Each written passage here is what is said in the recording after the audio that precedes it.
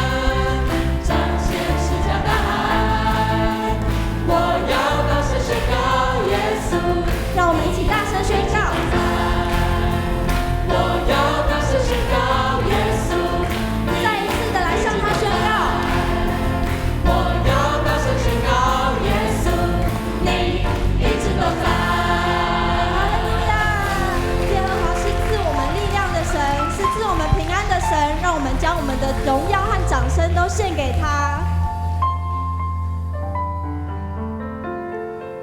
神说：“不用害怕，因为他一直与我们同在。而在任何时候、任何地方，我们都需要这一位爱我们的神，需要这一位爱我们的耶稣。”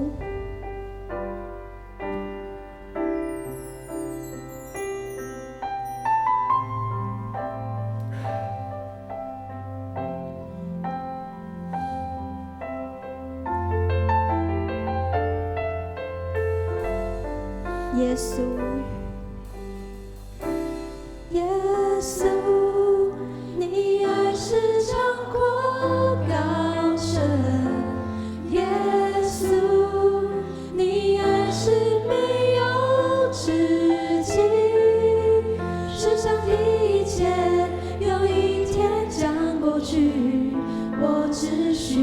你，只需要你。耶稣，你爱是长过高深，耶稣，你爱是没有止境，世上的一切有一天将过去，我只需要你，只需要你。主耶稣，我们是这么的软弱不完全，这么的没有信心，所以我们需要你，需要你的力量。耶稣，耶稣，你如此爱我，背负我的罪，使我洁净。耶稣，你如此爱我，为我流宝血，付上代价。当我看不见，你开启我眼睛；当我心孤寂，你与我亲近；当我快放弃，你赐我生命，因你变上我的意志。耶稣，你如此爱我，背负我的罪，使我洁净。耶稣，你如此爱我，为我流宝血，付上代价。当我看不见，你开启我眼睛；当我心孤寂，你与我亲近；当我快放弃，你赐我生命，因你变上我的意志。耶稣，你爱是长过高深，耶稣，你爱是没有止境，世上的一切有一天将过去，我只需要你，只需要你。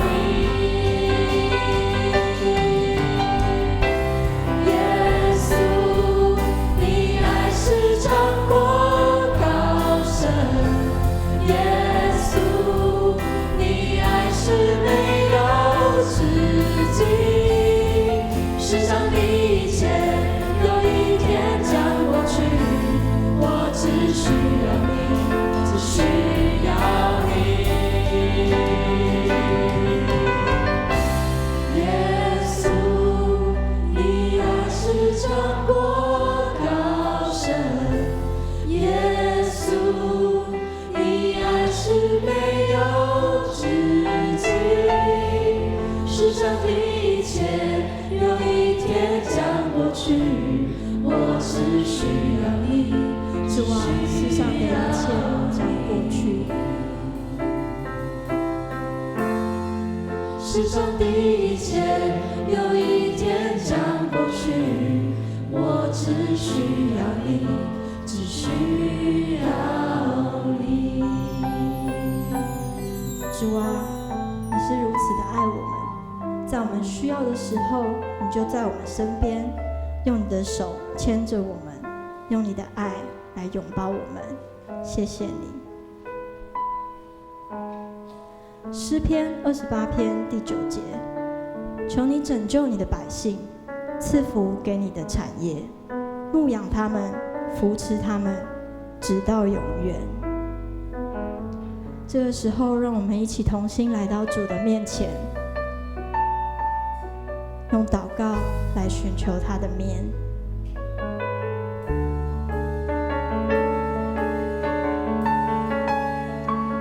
主，主，我们同行在你面前，以祷告寻求你面。我们转离所有的恶习，定义单单跟随你。主，我们是属你的子民，就赐下丰盛的心。我们要回转向你父神，也要看见复兴。我们不求你阿爸父，设立你宝座在这里。你闭着眼看侧耳垂听，奉主名的呼求，万民都要来敬拜你，荣耀高举你的生命，复兴着你全能的君王，我们欢迎你。主，我们国家是属于你。主，我们国家是属于你，求你来掌管全地，愿你来怜悯医治这地，荣耀再次降临。我们不求你阿爸父，设立你宝座在这里。你闭着眼看侧耳垂听，奉主名的呼求，万民都要来敬拜你，荣耀高举你的生命，复兴着你全能的君王，我我们一起举起手来，再一次的呼求我们的阿爸父。我们不求你阿爸父，设立你宝座在这里。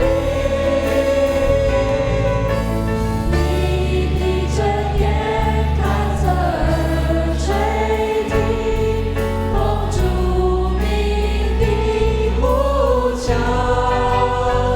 万民都要来敬拜你，荣耀高举你的生命，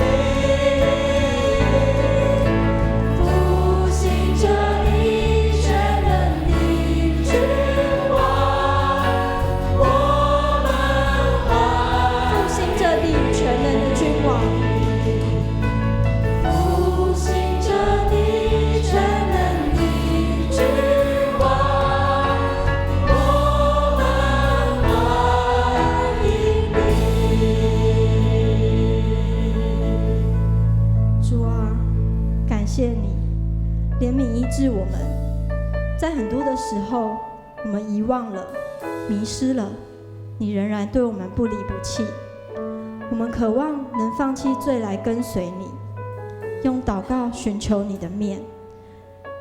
你也必侧耳垂听，我们用你所教导的主祷文一起来祷告。我们在天上的父，愿人都尊你的名为圣。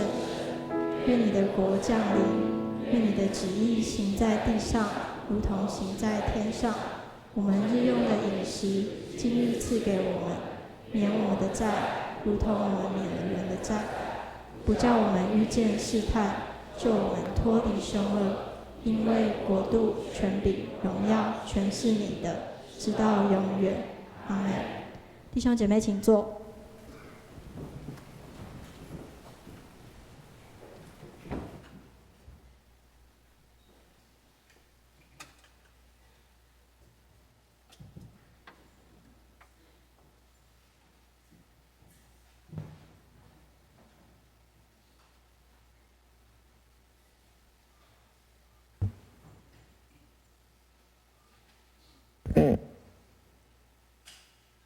接下来，让我们一起来领受上帝的话。今天的经文有2个地方，第一个地方是出埃及记32章1到14节，现在中文译本是108页。以色列人民看见摩西迟迟没有下山，都聚集到亚伦跟前，对他说：“我们不晓得那个带领我们出埃及的摩西遇到了什么事，所以请替我们造个神明来带领我们。”亚伦对他们说：“把你们妻子和儿女们戴的金耳环摘下，拿来给我。”人们就都摘下他们的金耳环，送到亚伦跟前。亚伦把耳环融了，倒在模型里，做成一头金牛。人们说：“以色列啊，这是带领我们离开埃及的神明。”于是亚伦在金牛像前筑了一座祭坛，宣布说：“明天要为上主守节。”第2日一早，人们牵来一些牲畜，有的当生祭烧化，有的当平安祭吃。他们坐下来大吃大喝，欢欢作乐。第7节，上主对摩西说：“赶快下山，因为你从埃及领出来人民犯罪，背弃我。他们已经偏离了我命令他们走的道路。他们用金子铸造了一头牛，向他跪拜，向他献祭。他们说，这牛是领他们出埃及的神明。我知道这人民多么顽劣。现在你不要拦阻我，我要向他们发烈怒，灭绝他们。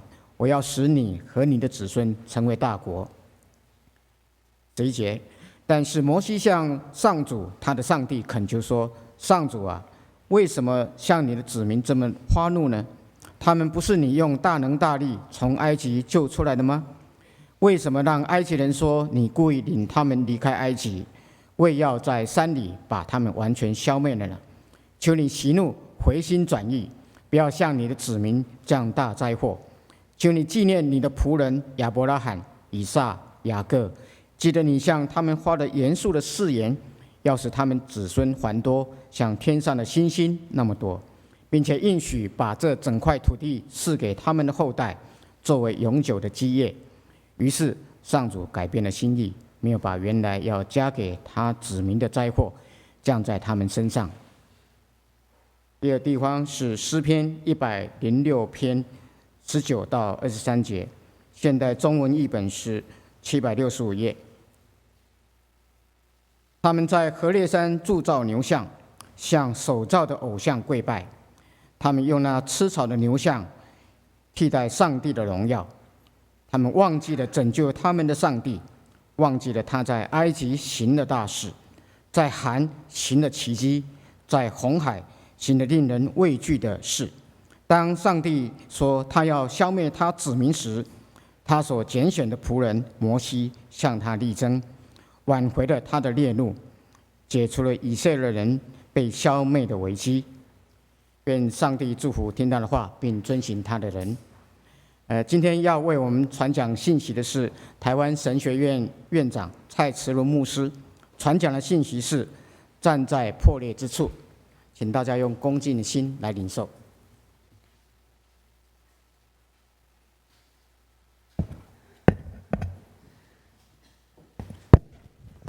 各位弟兄姐妹，大家平安。今天是总会所定的台湾神学院奉献主日。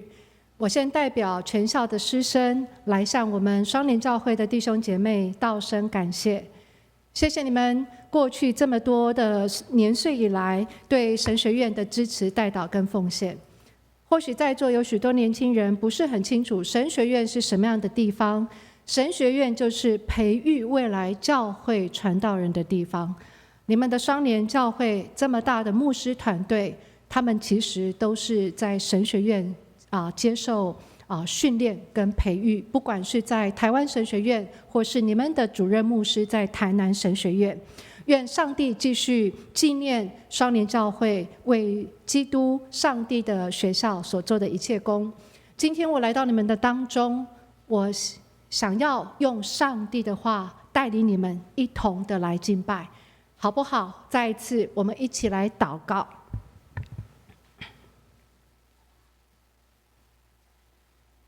天父上帝，我们谢谢你，你从万人当中拣选我们成为你的儿女，我们能够聚集在这里成为教会。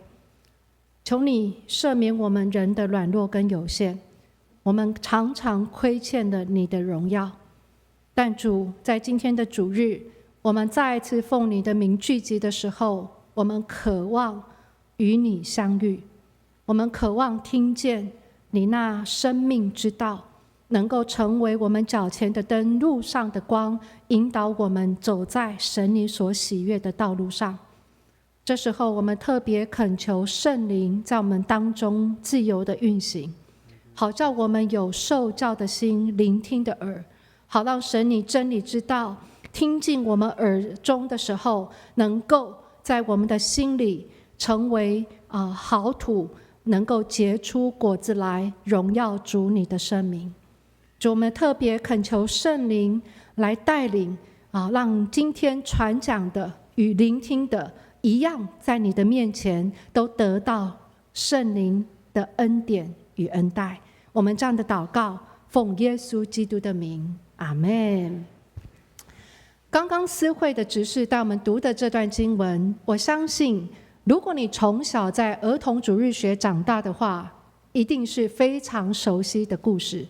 这个故事实在充满很多的戏剧性，叫我们一听实在难忘。但是也有可能因为我们从小对这种耳熟能详的圣经故事是这么熟，以至于有时候我们会忽略了这个故事它的重要性。今天早上我希望带你们进到这个故事的当中，能够更多的去窥探这个故事它要带给我们的信息。当我一次又一次读这个故事的时候，我深深的感受到今天这个故事能够对今天许多的教会来说话。如果我们要更多的理解这个故事，这个故事是发生在西乃山山下的一个事件。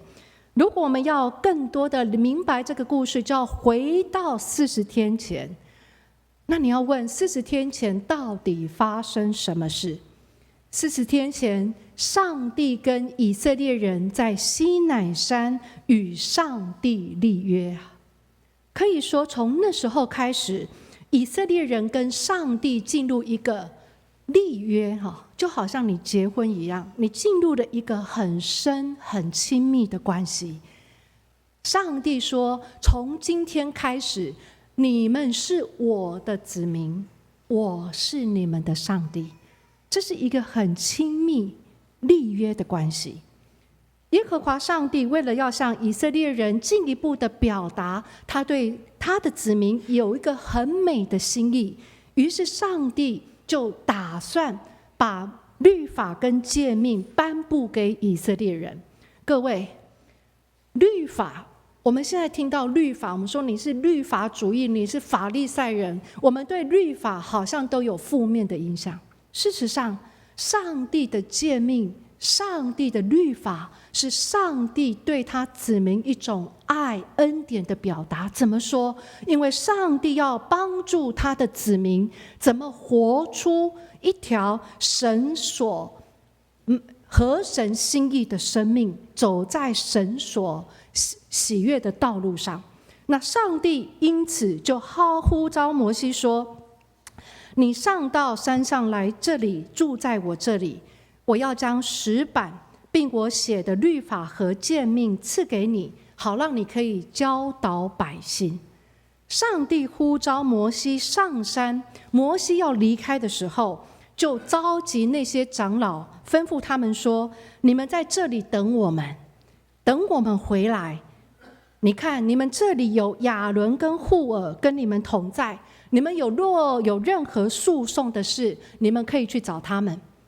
摩西吩咐完这些长老之后，就带着他的助手约书亚上耶和华的山。不过摩西要去的时候，并没有告诉以色列人什么时候他会回来。刚开始的时候，这些在山脚下等的以色列人并没有发觉有什么不对，他们依然过每天的生活，依然做他们每天的事。不过日子一天一天的过去，没想到他们一等就是40天啊！这些以色列人在山脚下一直等，等啊等，望啊望，他们就是没有看到摩西下山。于是他们的心开始担心，他们心想：摩西会不会在山上发生什么事啊？接着他们的担心变成害怕。为什么？因为他们想，如果摩西都没有下山的话，我们再来怎么办？到底谁要当我们的领袖，带领我们向前啊？也因为他们这种对未来的害怕，结果最后转成一种愤怒跟生气啊！他们气摩西，为什么你做领袖这么不负责任，把我们从埃及地领出来，现在走到旷野，结果你现在自己却开溜啊！最后他们实在忍不住，就去找摩西的哥哥亚伦。你如果读汉字版圣经，台语汉字版的时候，你会发现他的语气是非常凶的。他说：起来，为我们造神明，在我们前面引路，因为那个领我们出来的那个人啊，摩西，我们不知道他遭遇了什么事。口气是非常不好的。很奇怪的是，你读这个故事，亚伦好像都没有任何反对啊，就照百姓要求他的去做。亚伦做什么？亚伦就吩咐他们说，要把你们的妻子儿女耳朵所戴的金环拿下来，拿来给我。亚伦就用这些百姓所交给他的金子，造了一只金牛犊。当以色列人看了这只金牛犊的时候，就非常的高兴。他们说：以色列啊，这就是领你出埃及的神明。亚伦的心到底在想什么？我们不知道，圣经也没有告诉我们。有可能他不是一个很勇敢、愿意去承担责任的人。所以当这些百姓很生气的来找他的时候，在这种压力之下，他只好将百姓想要的全部都给他们，好让自己可以赶紧脱离那个困境。也有可能亚伦这样做是要得到百姓对他的喜爱啊。怎么说？这让我们想到有一次，亚伦是摩西的哥哥，他有个姐姐叫米利暗。这个哥哥跟姐姐非常嫉妒自己的小弟啊。圣经说有一次他们会这样的抱怨说：难道耶和华只跟摩西说话，不向我们说话吗？有可能亚伦这个做哥哥的，他心里也会想：我的口才没有比我的弟弟差啊，我年纪也比他大，为什么我要做他的助手？好不容易摩西现在没有在这里，是我可以好好表现的机会，可以证明我也可以当领袖啊。为了得到百姓对他的支持跟喜爱，亚伦就按照百姓所要求的全部给他们。到底亚伦的心在想什么，我们不知道。但是有一件事可以知道的是，当亚伦遇到困难的时候，他并没有像摩西一样。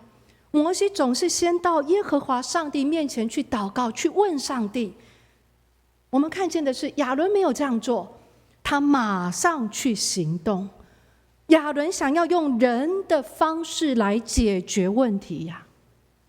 不过我们也看见，当亚伦只看重人的情面，不看重上帝的时候，当亚伦只想讨人的喜悦，不讨上帝的喜悦的时候，他所做的对整个信仰团体实在是一种的伤害，甚至把上帝的子民带离开上帝的道路啊！亚伦他到底做了什么？当他发现百姓这么高兴看到这个金牛犊的时候，他马上在这个金牛犊面前造了一个祭坛，然后宣布说，明天早上我们要起来敬拜侍奉耶和华。隔天一大早，百姓真的按照亚伦的吩咐，很早就起来，在这个金牛犊面前来献祭，来敬拜上帝呀。表面上看起来跟40天前他们所做的一样。你如果读圣经，40天前当以色列人跟上帝立约的时候，所做的宗教仪式完全一样。他们献祭，他们敬拜，他们侍奉，甚至在敬拜献祭完之后，像40天前一样，以色列人也坐下来，大家一起吃喝庆祝啊。所有的宗教仪式都一样。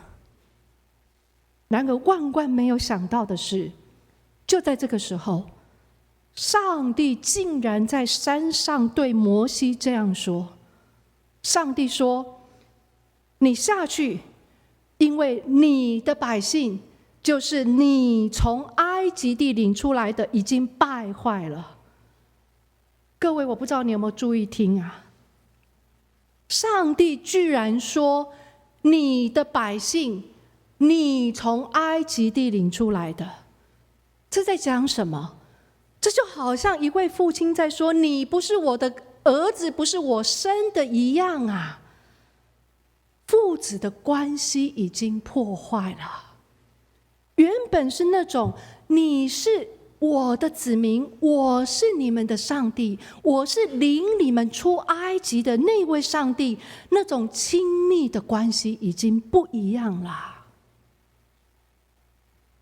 故事讲到这个的时候，我不知道你跟我是不是有同样的心情，心里有一种的着急，甚至有一种说不出来的悲哀。为什么？因为那些一群在山下依然在敬拜，在服侍，在吃喝喜乐的以色列人，一点都不知道上帝看他们已经不一样了。上帝与他们的关系已经不一样了。这是这个故事带给我们最大的震惊啊！山上跟山下的反差是这么样的大。而这样的震惊也让我们在读这个故事的人会不禁的想要问我们自己，我是不是跟这些以色列人一样？我们是不是跟这些以色列人一样，与上帝的关系已经破坏了，但是连我们自己一点都不知道呢？或许我们想进一步想知道的是，到底以色列人是如何走到这样的一个地步啊？怎么会变这样？今天的经文一开始这么说，他说，百姓见摩西迟迟不下山。迟迟英文说 delay。 什么是 delay？ 好比说你要出国旅行，你最怕就是到机场突然航空公司说你的飞机 delay。 什么是 delay？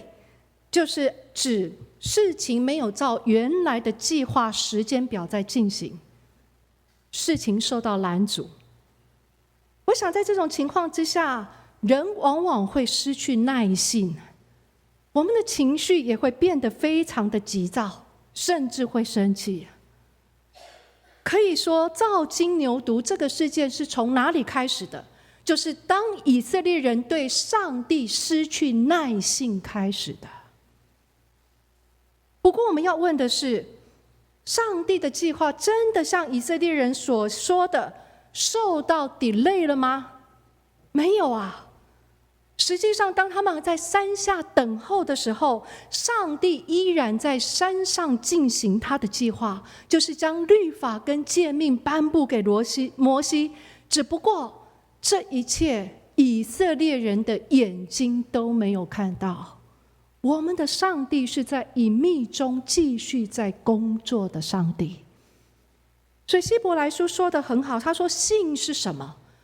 信是所望之事的实底，未见之事的确据啊。所以有一位神学家说得很好，他说如果耐性是上帝的一种本质，那么没有耐性就是出于那二者，是与上帝敌对的。为什么？因为他表示人对上帝没有信心啊，人对上帝不信任。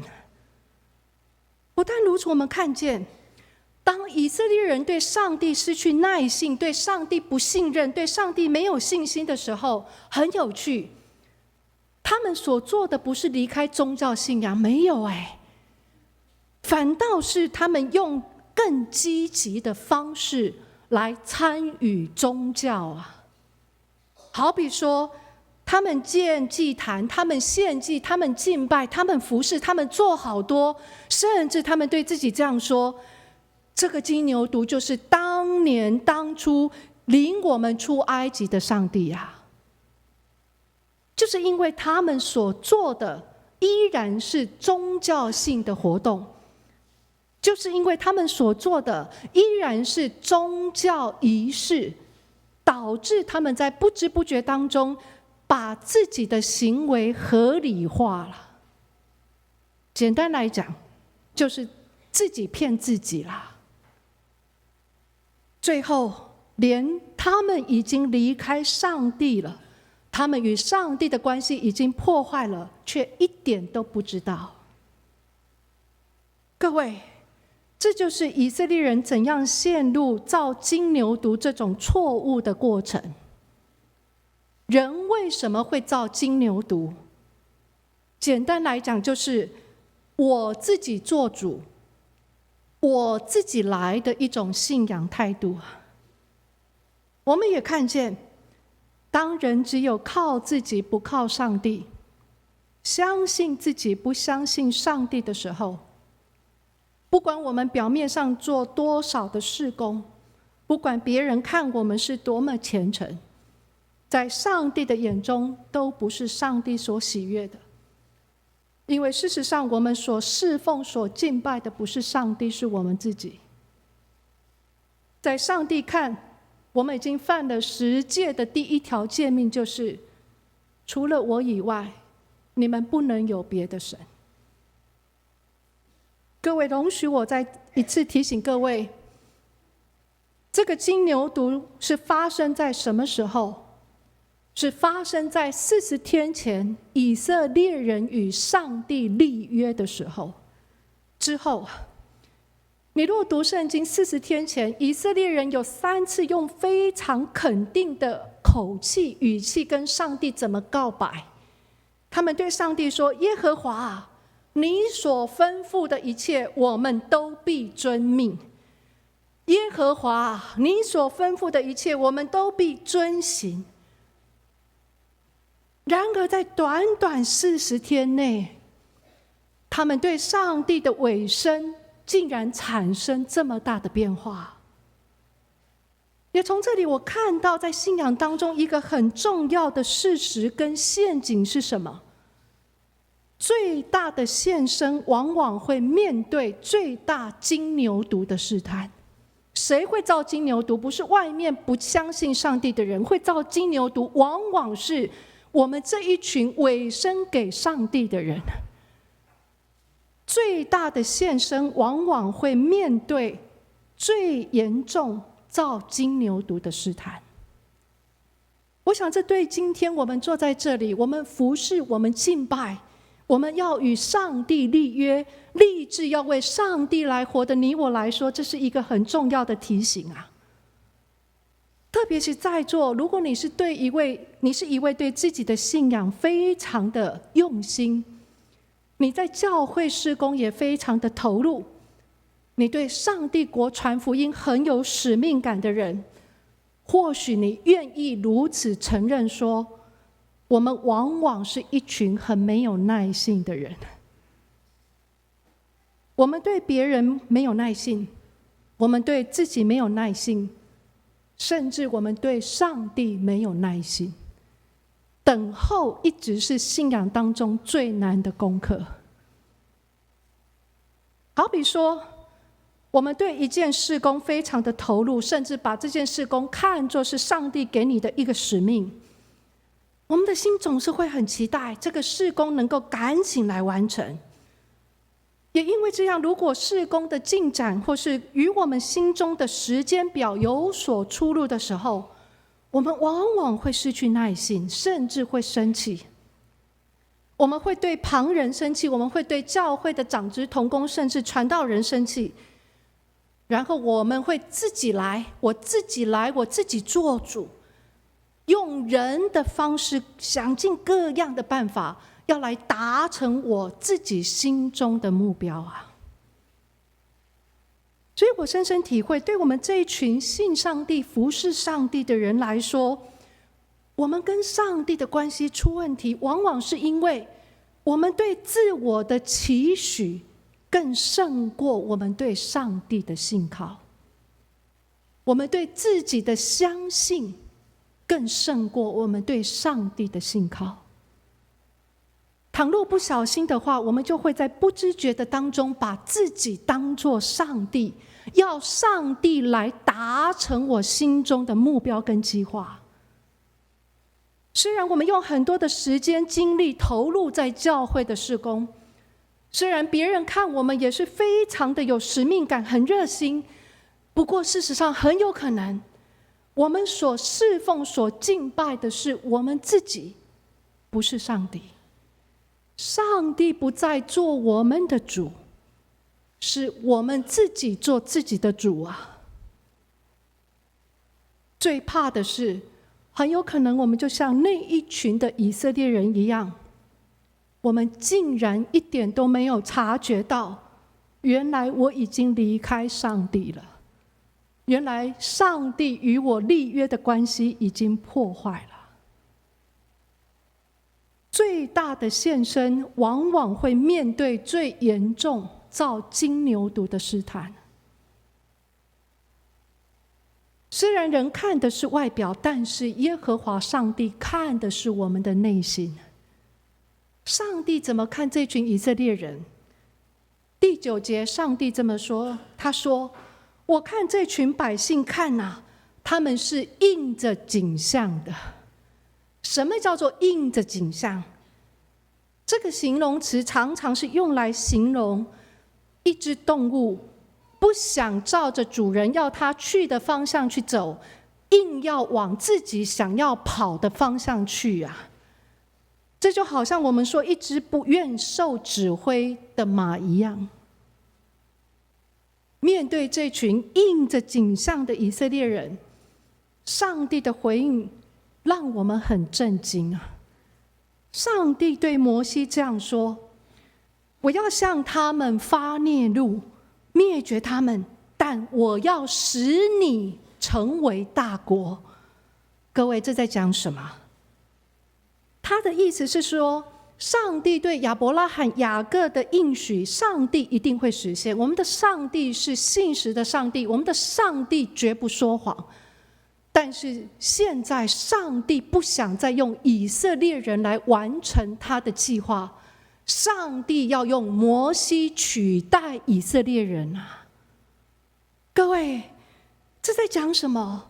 他说，一个如果把自己当作上帝，看自己是上帝的人，或信仰团体，或是教会，上帝不再使用他，上帝会兴起别人来取代我们的位置啊！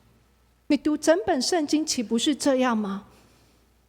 大卫王曾是上帝所高所爱的，但是当他没有持守神给他这个位分的时候，神兴起别人来取代他。各位弟兄姐妹，这实在是给我们一个很重要的提醒，免得有一天我们跟上帝国是没有份啊。或许对在座的一些弟兄姐妹来说，读到这样的经文，你可能特别是关乎上帝生气的经文，你觉得很难理解，甚至是很难接受。但是当我一次又一次读它的时候，我发现，当圣经的作者用这么人性的表达语言来描述上帝的时候，事实上他也是要表达上帝很人性的一面。上帝就像什么？上帝就像一位非常疼爱自己儿女的父母，用全部的爱来爱你的子女。然而万万没有想到，子女依然不听话，甚至做坏来抵抗父母。在座我相信有很多你为父为母的，在这种情况之下，你心情一定是非常的难过，不是？甚至会生气，不是吗？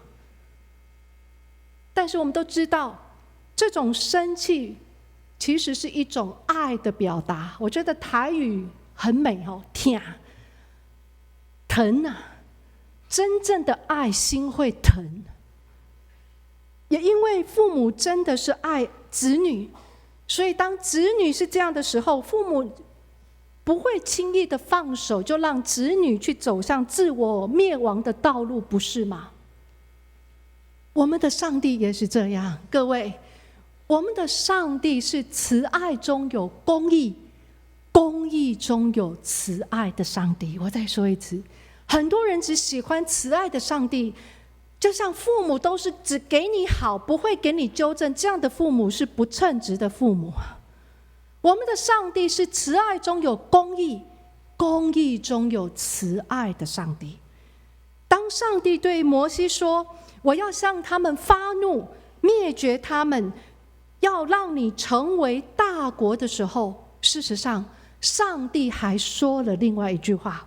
这句话在第10节是这么说的，我的中文和合本的翻译是说，现在你且由着我吧。英文是说 Now leave me alone。 各位，有个圣经学者说，这句话是整个故事的重点，是整个故事的福音好消息啊。 Now leave me alone， 这在表示什么？上帝心中还有犹豫啊，上帝对人的审判还没有定论，在上帝对人的失望跟愤怒中，他依然为我们保留一个空间，就是他可能会改变他的心意的可能性。这是出于上帝爱的本质，他愿意为我们保留一条恩典的出路，因为他看我们不过是尘土做的，我们很容易做坏，远离上帝的面。我们如果愿意回转悔改到上帝的面前，上帝要赦免我们一切的罪过，上帝也要与我们再一次的立约，就像当年上帝重新再一次与以色列人立约一样啊。不单如此，现在你且由着我吧， Now leave me alone， 这句话也表示上帝在对人提出一种邀请。就像摩西当年听到上帝这句话的时候，他马上抓住这个机会，站在破裂之处，站在人与上帝关系已经决裂的地方，摩西勇敢地站在那个破口，为他的弟兄姐妹祷告，为他的信仰团体来祷告啊。当我写这篇讲章写到这里的时候，我想到我们的台湾基督长老教会。台湾基督长老教会在台湾宣教今年已经154年。我不知道你是否知道长老教会在台湾现在信徒人数有多少？我们曾经被称为是长子，就是全台湾最大的教派。我们的人数固定每个礼拜在聚会的长老教会在台湾信徒只有将近10万。宣教154年，信徒仅将近10万。我最近有机会，因为我的职分的关系，有机会到不同的教会去看到长老教会。我发现长老教会越来越老化，年轻人流失，这几年来，我们在招生读神学院愿意献身委身的弟兄姐妹，这几年来长老教会的人数一直好像在下滑。不讶异，因为会献身的人数一定跟教会的属灵氛围跟状况是相关联的。每想到今天的教会，今天的长老教会，想到过去这些信仰先辈为着我们的信仰福音所做的一切的时候，有时候我的心很着急，也很害怕，很害怕有一天我们在上帝国里面我们无份呐。神会取代，兴起别人来取代我们的位置。我们曾经被称为长子，或许摩西当年为以色列人所做的个祷告，今天也要成为你我在神面前的祷告。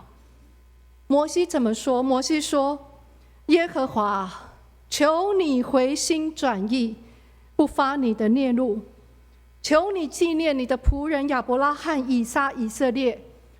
你曾向他们指着自己起誓说：我必使你们的后裔像天上的星那么多，并且我要将所应许的这地赐给你们的后裔，让他们永远承受为业。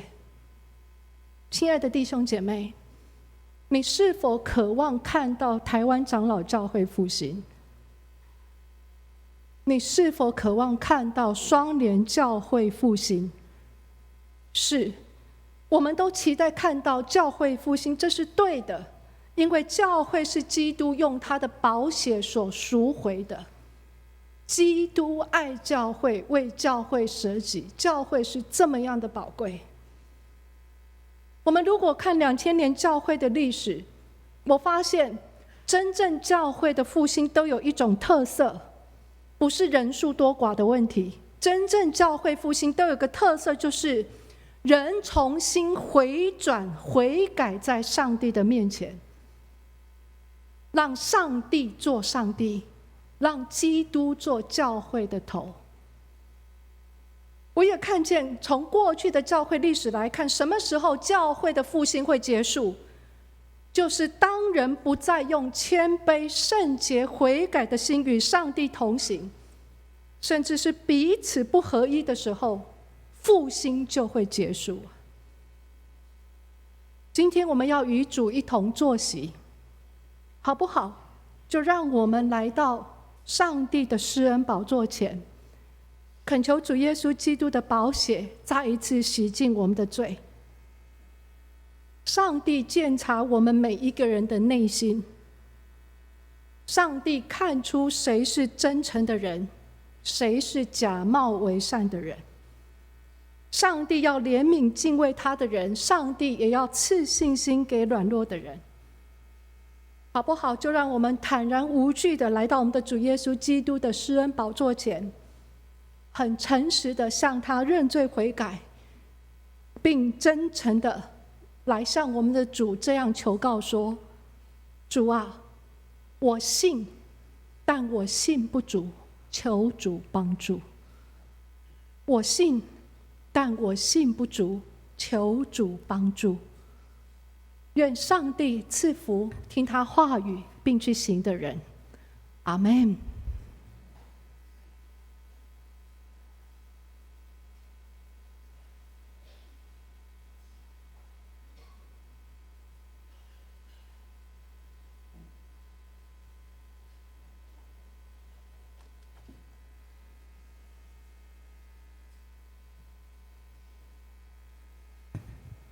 接下来，让我们攻读使徒信经。我信上帝，全能的父，创造天地的主宰。我信耶稣基督，上帝的独生子。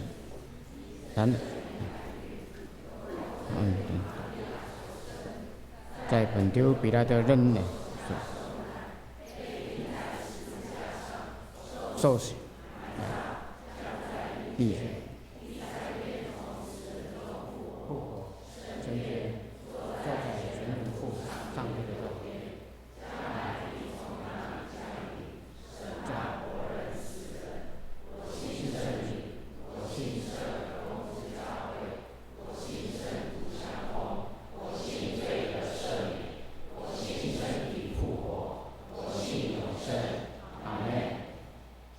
请坐。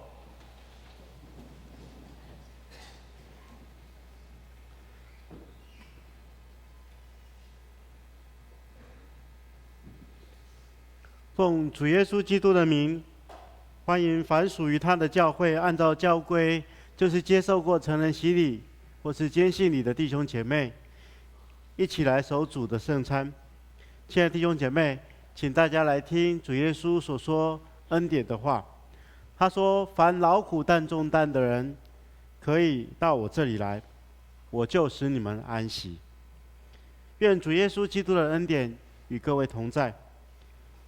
亲爱的弟兄姐妹，请大家注意来听主耶稣设立圣餐的话，就是照保罗所说：“我当日传给你们的，原是从主所领受的。”就是主耶稣被卖那一夜，曾经拿起饼，祝谢拨开，说：“这是我的身体，为你们舍的，你们当如此行，来纪念我。”饭后也照样拿起杯，说：“这杯是用我的血所立的新约，你们每逢喝的时候，当如此行，为的是纪念我。你们每逢吃这饼、喝这杯，是表明主的死，只等他再来。”当主耶稣被卖的那一夜，曾经拿饼祝谢，所以我们照他的样式，奉他的名来感谢神，同心来祷告。亲爱的主，我们现在照圣子耶稣的命令摆设这个宴席，为了纪念耶稣基督永远赎罪的祭。主啊，我们谦卑恳求您，此刻差遣圣灵将我们分别为圣，又分别这些摆在你面前的饼跟葡萄汁为圣，让我们接受这些，借着信而分享你的身体和宝血。因着你恩典的帮助，使我们在灵里得着培育，也在你的恩典当中成长，用我们的生命来荣耀你的圣名。奉耶稣基督的名祷告，阿们。主耶稣说：“这是我的身体，为你们舍的，你们当如此行，为的是纪念我。”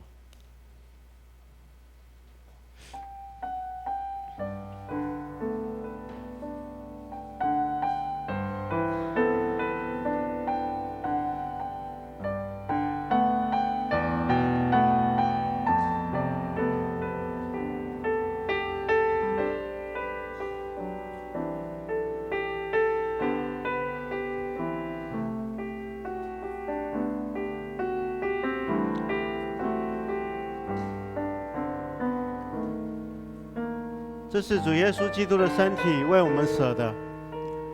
当你拿到这个饼，在心中感谢神，因耶稣基督的牺牲，我们得着拯救的恩典。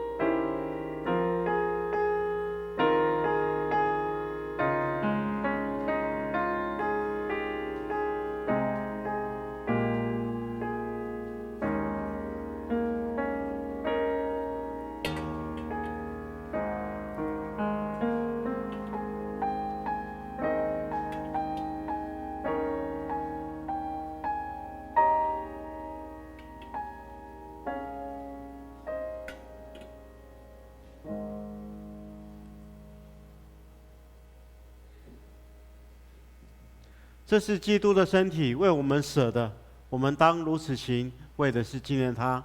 一同来领受。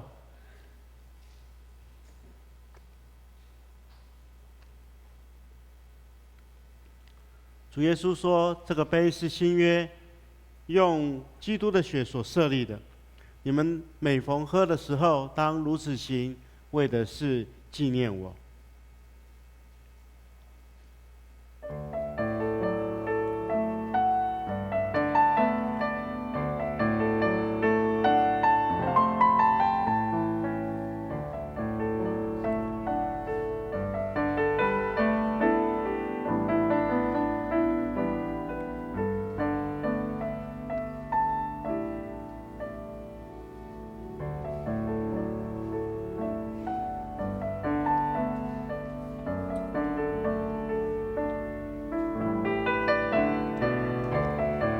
这个杯是新约，用主耶稣基督的血所设立的。当我们拿到这个杯，我们在心中感谢神，因他流出宝血，我们的罪得着赦免。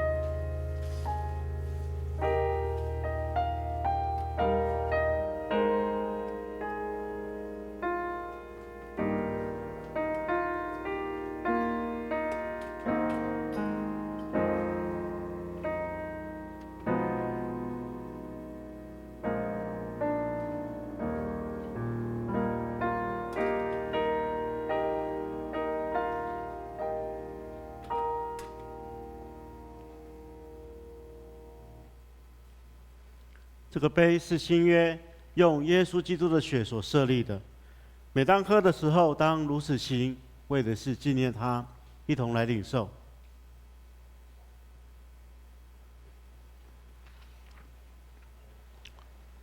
你们每逢吃这个饼、喝这个杯，是表明主的死，只等到他再来。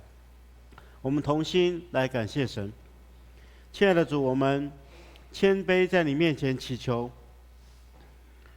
当我们再次献上自己当作活祭时，求你鉴察我们，同时求你用慈爱来帮助我们，可以让我们持续今天与你同桌这样圣洁的交通，从今之后更能用我们的生命来荣耀你。奉耶稣基督的名，阿们。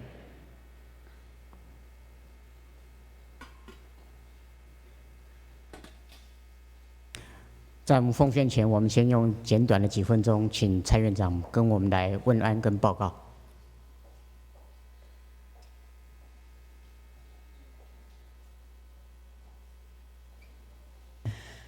各位弟兄姐妹，再次的跟大家说平安。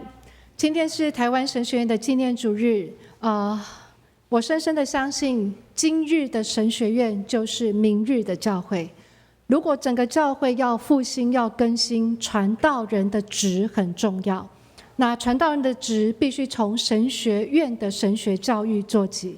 感谢神，台神在3年前已经通过教育部的立案。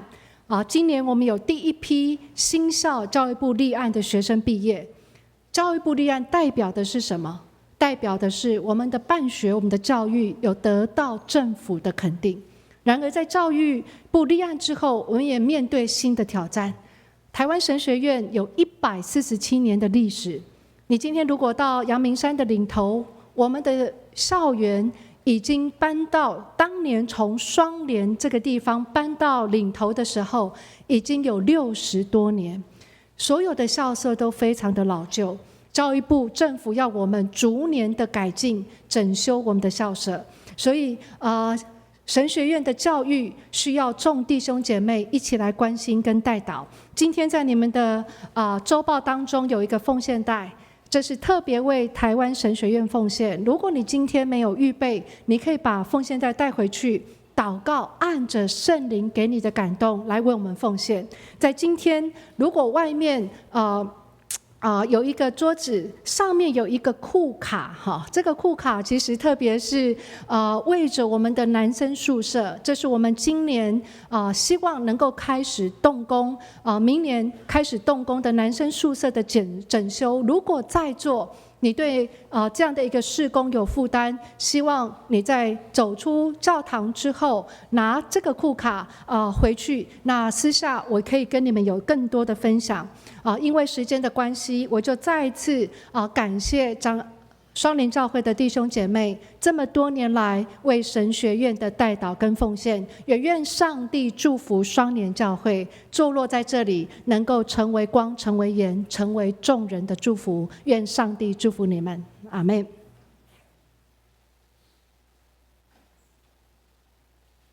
在奉献之前，我代表双连教会欢迎今天第一次来教会的来宾。在你座位前有留名卡，请填写后交给收奉献的执事跟同工。那我们待会有机会来介绍跟欢迎您。现在让我们预备心来奉献。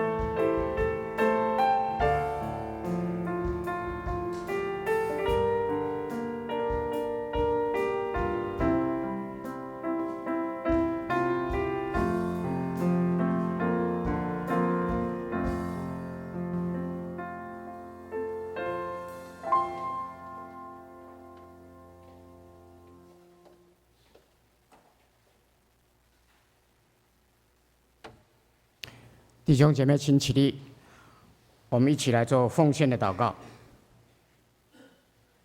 爱我们的上帝，我们敬拜感谢您。今天借着蔡牧师传讲的信息，领受你满满的祝福跟恩典。我们所有弟兄姐妹也将更同心侍奉，在这里献上微薄的金银，为您圣工所用，求主悦纳。这样的祷告是奉靠主耶稣的圣名求，阿门。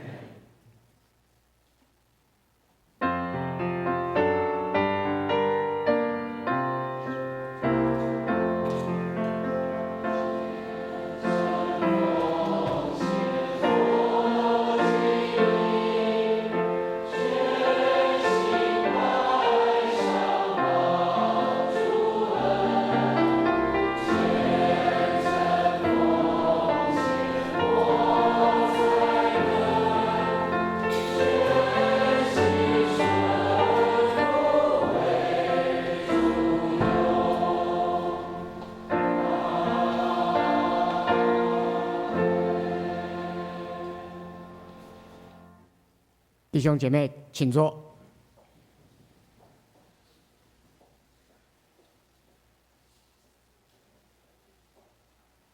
现在让我们一起来关心教会的事工。因为时间的关系，所以则要简单的报告几项。本周事工，本主日为总会所定的台湾神学院奉献主日。感谢台湾神学院蔡院长、蔡成儒牧师代表来我们第一场各场的这个礼拜来做正道请安跟报告。第二项特别事工，本会定于本主日下午3点，在10楼礼拜堂举行陈伟立传道师封立牧师暨就任本教会关怀牧师受职感恩礼拜，请兄姐关心代祷并参与。特别注意的是，小会员请下午2点半在9楼会议室参加特会。肢体关怀，本会会有陈俊德弟兄，也就是陈光良弟兄的父亲，于10月25日安息主怀，定于11月16日上午10点30分，在第2殡仪馆至真一厅举行入殓告别礼拜，请兄姐关心代祷，愿上帝安慰遗族。恭喜本会会友林慕恩、苏慧珍、康丽于11月2日喜获千金，愿上帝眷顾新生儿跟全家。另外，请翻开第7页，双联视障关怀基金会让那黑夜有了光的感恩的音乐会，时间在11月16日下午3点到5点，地点是在教会10楼礼拜堂，欢迎您跟亲友一起来参与跟关心。以上。好，我们今天很欢迎那个蔡院长来跟我们分享，我们鼓掌来欢迎他。那请大家持续关心台湾神学院的各项事工，也为他们代祷奉献。那最后我们一起起立来唱祝福的歌。好，唱完了之后，我们请陈伦院长来为我们祝祷。